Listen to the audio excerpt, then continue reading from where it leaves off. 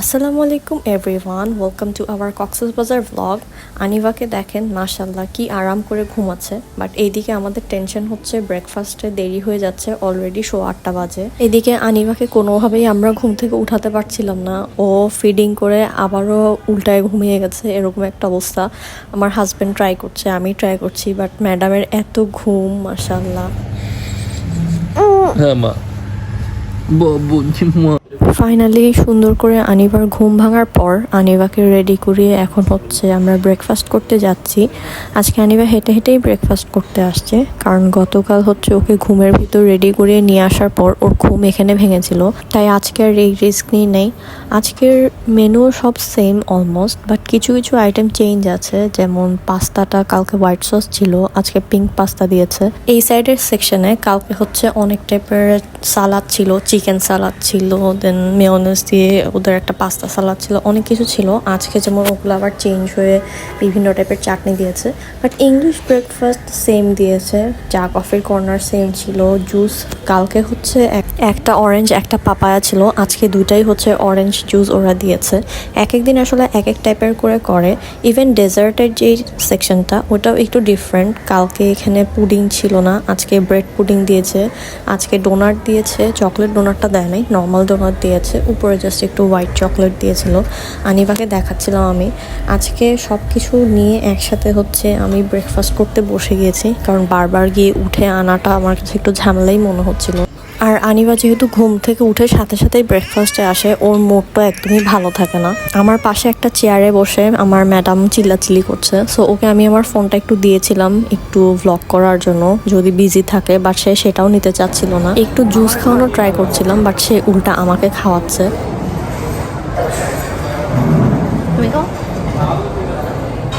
তুমি খাও, নিজে খাবে না। ওদের এখানের সসেজটার সাথে ওরা একটু ক্যাপসিকাম আর পেঁয়াজ দেয়, এটা এত মজা হয়। আমি আজকে একটু ফ্রেশ ফ্রুটও নিয়ে আসছি, আর ডেজার্ট আইটেমগুলো হচ্ছে আমি ফার্স্টে নিয়ে আসছিলাম। আনিবার অবস্থা দেখেন। আমার মেয়ের কেন জানি আজকে খুবই মুড অফ, ওর যেন ঘুম কমপ্লিট হয়, ওই জন্য আমরা আজকে ব্রেকফাস্টেও লেট করে আসছি, বাট তারপরও কেন জানি তার খুবই মুড অফ, খুব কান্নাকাটি করছিল। দেন আনিবাকে ঠান্ডা করার জন্য 2টা পানির বোতল দিয়ে বসিয়ে দিলাম, তারপরও হচ্ছে না, তার হঠাৎ করে কেন জানি রাগ উঠে যাচ্ছে। আনিবার এই চিল্লাচিল্লির মধ্যে দিয়ে কোনো রকমে আমি আমার হাজব্যান্ড আমরা হচ্ছে ব্রেকফাস্ট শেষ করে রুমে চলে যাচ্ছি। আজকে আমরা চা কফিও খাইনি, আনিবার খুবই মেজাজ খারাপ, সো আমরা আর ওখানে থাকলাম না, রুমে চলে আসছি।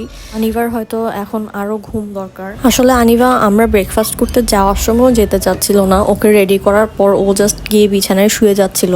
রুমে এসেই সবার ফার্স্টে আনিবাকে ঘুম পাড়িয়ে দিলাম।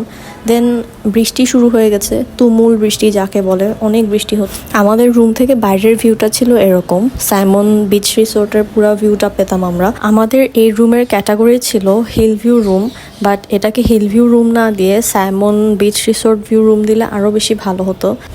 আনিবা বিছানায় ঘুমাচ্ছে আরাম করে মাশাআল্লাহ। আনিবাকে ঘুম পাড়ানোর পর দেখলাম বৃষ্টি তো কোনো থামাথামি নাই, সো আমি ভাবলাম একটু গ্রিন টি তো খাওয়াই যায়, কারণ বৃষ্টি হচ্ছে, একটু চা কফির ওয়েদার, এটাই তো সুন্দর মোমেন্ট। আসলে এই মোমেন্টগুলোই তো এনজয় করার মতো মোমেন্ট। আর যেহেতু আমরা ভ্যাকেশনে আসছি, সো কোনো মোমেন্ট আমি আসলে বাদ দিতে চাচ্ছিলাম না, ইচ অ্যান্ড এভরি মোমেন্ট আমি হচ্ছে এনজয় করতে চাচ্ছিলাম এখানে। বাট আমার হাজব্যান্ড বললো আনিবা যেহেতু ঘুমিয়েছে, ও একটু রেস্ট নিতে চায়, তো আর কি করা, আমি হচ্ছে নিজের জন্য একটু গ্রিন টি বানালাম। গ্রিন টি বানিয়ে ভাবলাম রুমে বসে বসে সাইমনের ভিউ দেখে গ্রিন টি না খেয়ে আমি ছাদে চলে যাই। সো যেই ভাবা সেই কাজ, আমি হচ্ছে আমার গ্রিন টির কাপটা হাতে নিয়ে হিজাবটা পরলাম, এরপর আমি হচ্ছে ছাদে চলে যাচ্ছি। সো ছাদে গিয়ে যেটা দেখলাম, বৃষ্টি তো অনেক হচ্ছে, বাট ছাদে আমি যেহেতু একা আসছি, সো বৃষ্টি নিয়ে ভয় নেই। আনিবা থাকলে আনিবা ভিজে যাবে, এটা একটা ভয় ছিল। ছাদে দাঁড়িয়ে ওদের শেডের নিচে আমি আমার গ্রিন টি খাচ্ছিলাম, বিচ দেখছিলাম। আসলে নিজের জন্য মাঝে মাঝে একটু টাইম বের করে নেওয়া উচিত। আমরা মেয়েরা মা হওয়ার পর নিজেদের জন্য আসলে তেমন কোনো টাইমও বের করতে পারি না, আর যেই টাইমটা আমরা পাই বেবি ঘুমানোর পর দেখা যায় ফোন স্ক্রল করতে করতেই চলে যায়। ভ্যাকেশনে এসেও যদি সেম কাজ করি তাইলে আর কেমনে, তাই আমি হচ্ছে গ্রিন টি নিয়ে ছাদে চলে আসছি। আরেক সাইডে ওদের যে পুলটা আছে, পুলের সাইডে চলে গিয়েছি। বৃষ্টি তখনও হচ্ছে, আমি বৃষ্টির মধ্যে মধ্যে গ্রিন টি নিয়ে পুলের সাইডে বসে বসে গ্রিন টি খাচ্ছিলাম, বৃষ্টি দেখছিলাম, বিচ দেখছিলাম, এত ভালো লাগছিল। তো তখন আমি ভাবলাম আমাদের তো সুইমিং পুলে নামাই হয় নাই, সো সুইমিং পুলে পাটা হলো অ্যাটলিস্ট ভিজাই। সো সুইমিং পুলে হচ্ছে পা দিয়ে বসেছিলাম, গ্রিন টি খাচ্ছিলাম। টুকটাক মানুষজনও ছিল ওই দিন। আসলে সুইমিং পুলের পানিতে পা ভিজিয়ে বসে থাকতে আমার আসলে খুবই ভালো লাগছিল ওই সময়। পরে খেয়াল করলাম আনিবা হওয়ার পর আমার এরকম রিল্যাক্সিং ভ্যাকেশন আসলে আর হয় নাই, একটা ধরা বাঁধা লাইফ হয়ে গিয়েছিল। আসলে আমার হাজব্যান্ডকেই থ্যাঙ্কস দেওয়া উচিত, ও আনিবার সাথে রুমে ছিল, তাই আমি আমার মতো একটু এনজয় করতে পেরেছি। আমার হাজব্যান্ড আর আনিবা রেস্ট নিচ্ছিল, আমারও টায়ার্ড লাগছিল, বাট আমি হচ্ছে বেড়াতে আসলে রেস্ট খুবই কম নেওয়ার ট্রাই করি, ঘুরি, সব দিকে দেখার চেষ্টা করি।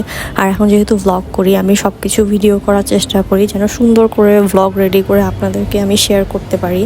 সো এই তো এটাই ছিল উপর থেকে বিচের ভিউটা। আমি এই ভিউ দেখে দেখে আমার গ্রিন টি খেলাম। এত ভালো লাগে আসলে এরকম বিচ, বাতাস আর ওয়েদারটা তো এত সুন্দর ছিল। নিজের কিছু মি টাইম কাটানোর পর আমি ফাইনালি এখন রুমে চলে যাচ্ছি, কারণ আমি অলমোস্ট ভিজে গেছি বৃষ্টিতে, পুলের পানিতেও নেমেছিলাম। গ্রিন টিও শেষ খাওয়া, সব মিলিয়ে সুন্দর একটা টাইম কেটেছে। আনিবাকে দেখেন, ও সুন্দর করে রেডি হয়েছে, একটা দেশি প্রিন্সেস আমার, মাশাআল্লাহ মাশাআল্লাহ। আমরা সবাই হচ্ছে ইয়েলো কালার ড্রেস পরেছিলাম ছবি টবি নিচে তোলার জন্য। যেহেতু বৃষ্টি হচ্ছে বের হচ্ছিলাম না, নিচে লবিতে গিয়ে কিছু ছবি তুললাম। আনিবাকে দেখেন, সে তো মাশাআল্লাহ অনেক এনজয় করছিল, ফ্রেন্ডও পেয়েছে কয়েকজন।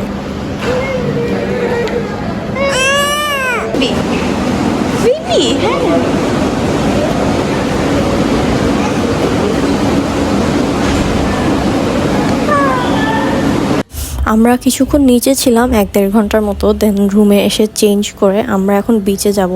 ফাইনালি বৃষ্টি থেমেছে। আনিবার তো বিচ মোমেন্ট, মাশাল্লাহ মাশাল্লাহ। এখানে আমার ম্যাডাম এনজয় করছে, আমি ছোট ছোট ভিডিও ক্লিপ নিচ্ছিলাম। এখানে আনিবার কিছু ছবিও তোলা হয়েছিল ওই দিন, বিচে যেই ক্যামেরা নিয়ে নিয়ে ঘুরে ওদেরকে দিয়ে আর কি। সো এই তো ব্লগটা আমি এখন এখানেই শেষ করে দিচ্ছি। আজকের দিনের আরও ভিডিও আমি শেয়ার করব আপনাদের সাথে। সো এতক্ষণ পাশে থাকার জন্য থ্যাংক ইউ সো মাচ। আর আমাকে কমেন্টে অবশ্যই জানাবেন আমার ব্লগ আপনাদের কেমন লেগেছে।